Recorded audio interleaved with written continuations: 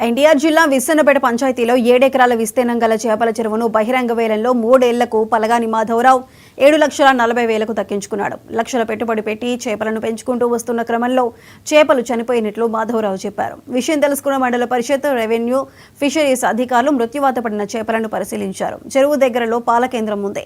దానిలో కెమికల్స్ కలిసి ఉంటున్నాయన్న అనుమానాన్ని పలువురు వ్యక్తం చేశారు. ల్యాబ్ రిపోర్ట్ వచ్చిన తర్వాత పంచాయతీ ఆదాయానికి గండి పడకుండా తదుపరి చర్యలు తీసుకుంటామని సర్పంచ్ సాధుపాటి నాగమల్లేశ్వరి తెలిపారు. మరి సంబంధిత ఎవరైతే పాడుకున్నారో ఆ వ్యక్తి ఫోన్ చేసి చేపలు చనిపోయినాయని చెప్పి చెప్పడం జరిగింది. సుమారుగా 1% చేపలు ఇక్కడ ఏరి గొట్లుగా పెట్టడం జరిగింది.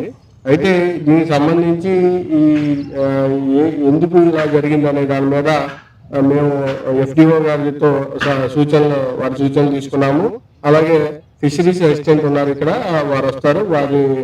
వారు వచ్చి ఈ శాంపిల్ తీసుకొని దీన్ని ల్యాబ్ పంపించి అసలు ఏ కెమికల్ వల్ల ఇది ఇలా జరిగింది, దీనికి పాలకేంద్ర క్లీనింగ్ కి సంబంధించిన కెమికల్ కి ఏమైనా రిలేషన్ ఉందా లేదా అనేది తెలుసుకొని తదుపరి పోలీసు వారి సహకారంతో మరలా ఈ పంచాయతీకి ఈ రకంగా ఆదాయాన్ని లేకుండా ఆదాయాన్ని గండిపెట్టే పరిస్థితులు రాకుండా మేము తగు చర్యలు తీసుకొని ముందుకు వెళ్తామని చెప్పి తెలియపడుతున్నాం. మరి సంబంధిత సంపేస్తున్నారో ఏంటో తెలియట్లేదు.